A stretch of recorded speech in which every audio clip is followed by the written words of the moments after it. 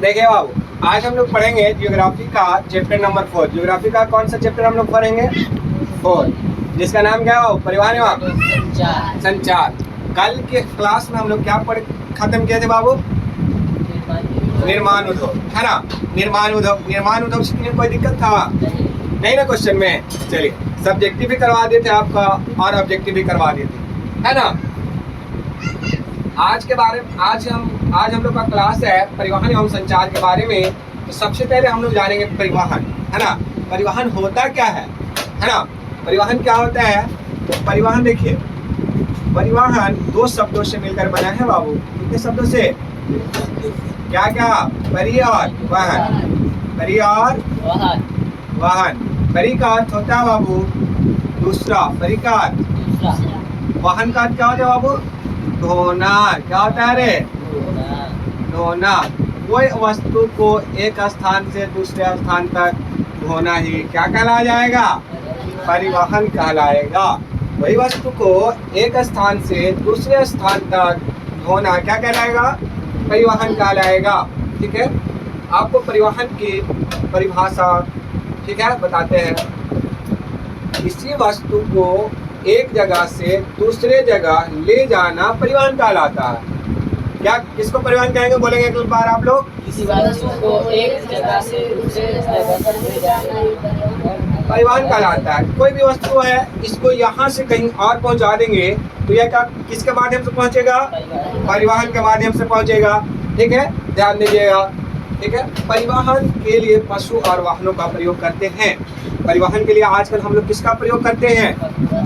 आजकल हम लोग वाहन का प्रयोग करते हैं वर्तमान समय में, लेकिन प्राचीन समय में किसका प्रयोग होता था?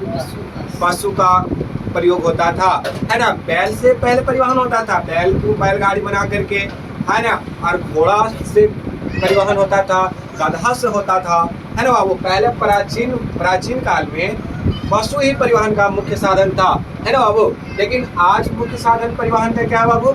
वाहन। परिवहन को 5 प्रकार से हम लोग बांटे हैं। परिवहन को हम लोग कितने प्रकार से बांटे बाबू? 5 प्रकार से। कौन कौन? सड़क मार्ग, रेल मार्ग, वायु मार्ग, जल मार्ग और पाइपलाइन मार्ग। परिवहन को कितने भागों में बांटे हैं?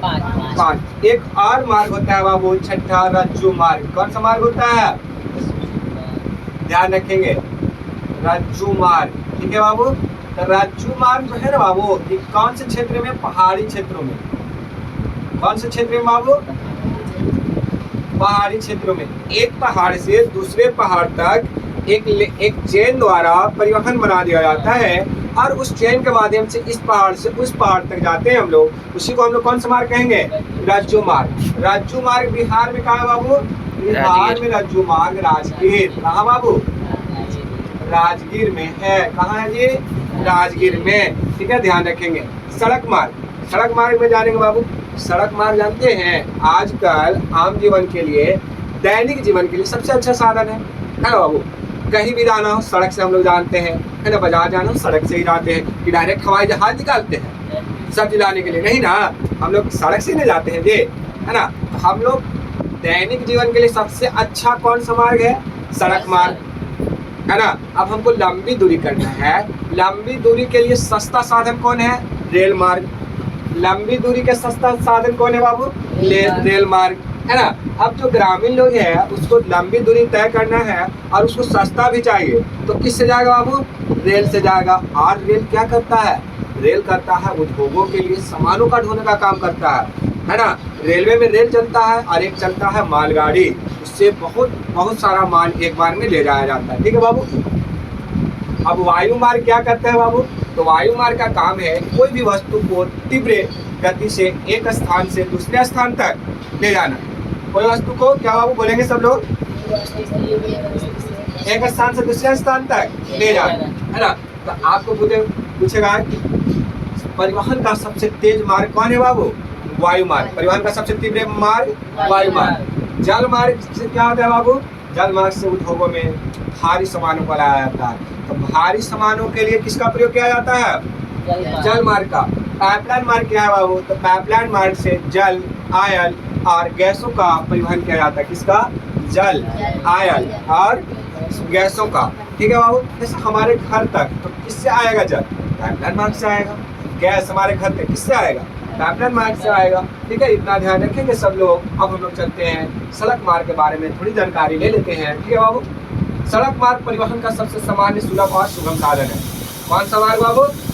सड़क मार्ग। ठीक है बाबू, सड़क मार्ग परिवहन का क्या बाबू? सबसे अच्छा, सुलभ और सुगम साधन है ना। सबसे निजी साधन कौन है इंसानी जीवन के लिए? सड़क मार्ग।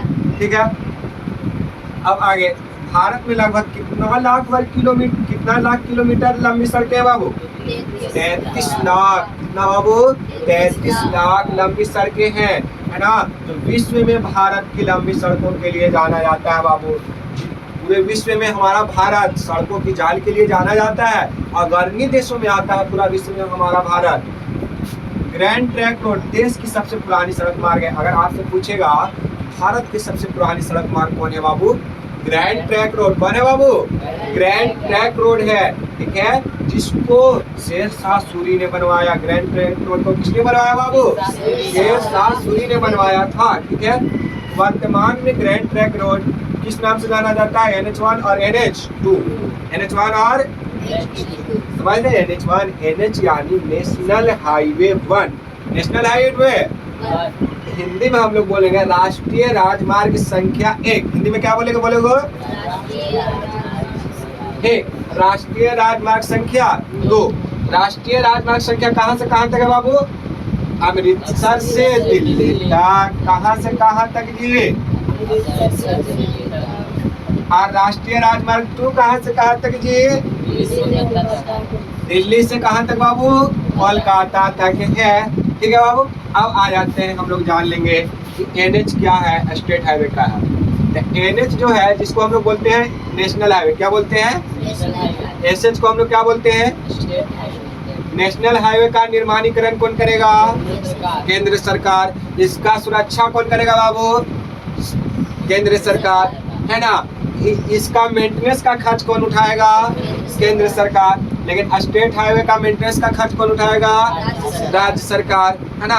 ठीक है, ध्यान देंगे। सड़कों के प्रकार, तो नागपुर सड़क योजना के तहत सड़कों को 4 प्रकार में बांटा गया।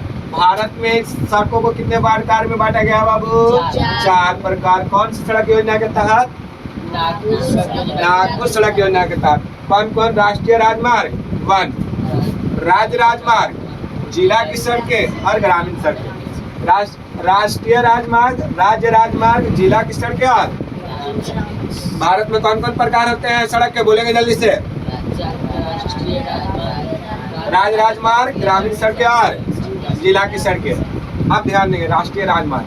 तो राष्ट्रीय राजमार्ग देश के विभिन्न भागों को प्रांतों से जोड़ने का कार्य करता है। राष्ट्रीय राजमार्ग क्या करता है बाबू? देश के विभिन्न भागों को प्रांतों से जोड़ने का कार्य करता है। ठीक है बाबू, ध्यान रखेंगे। और आपका भारत में सबसे लंबा सड़क कौन है? राष्ट्रीय राजमार्ग नेशनल हाईवे 7। भारत का सबसे लंबा राष्ट्रीय राजमार्ग नेशनल हाईवे 7, जिसकी टोटल लंबाई कितना है? 2369 किलोमीटर। ठीक है, ध्यान रखेंगे। अब इधर आ जाएंगे, देश में राजमार्ग की कुल लंबाई। भारत जो देश है हमारा, यहाँ राजमार्ग की कुल लंबाई कितना है जी? 66,590 किलोमीटर है। कितना है जी? जिसमें से सिंगल लेन कितना बाबू? डबल लेन बाबू? 4 लेन कितना? 12% है बाबू। तो आज थोड़ा सा राजमार्ग हम लोग समझ लेते हैं। तो राजमार्ग क्या करता है? राज्य के प्रांतों से जोड़ने का काम करता है। राज्य के प्रांतों से। जिला की सड़कें का क्या काम है? जिला की सड़कें किसको जोड़ने का काम करेगा? जिला के ब्लॉक से। जिला के ब्लॉक से जोड़ने का कार्य करेगा। और जो हम लोग अपने पंचायत में, हम लोग ग्रामीण में जो सिंगल लेन सड़कें हैं, उसी को हम लोग को क्या बोलते हैं बाबू? ग्रामीण सड़कें। तो ग्रामीण लोगों के लिए सबसे उपयोगी सड़कें ग्रामीण सड़कें, है ना बाबू। एक और होता है बाबू, अलग एक सड़क होता है सीमांत सड़क। एक और प्रकार होता है सड़क के। कौन सा सड़क? सीमांत सड़क। सीमांत सड़क, जिसको हम लोग कौन सा नाम जानते हैं बाबू? सीमांत सड़क। इसको भी मत भूलिएगा। सीमांत सड़क का निर्माण सीमावर्ती क्षेत्र में होता है। सीमांत सड़क का निर्माण कौन से क्षेत्र में होता है? सीमावर्ती क्षेत्र में। वहाँ होता है जहाँ जो सीमा पर मेरे सैनिक तैनात हैं, युद्ध हुआ तो युद्ध में सामानों को पहुँचाने का काम कौन करता है बाबू? सीमांत सड़क करता है। तो आज की क्लास यहीं पर समाप्त करते हैं बाबू, ठीक है? ठीक है, तो आप लोग की क्लास फिर यहाँ से राजमार्ग चालू होगी, ठीक है? तो आज के लिए इतना ही, ठीक है, धन्यवाद।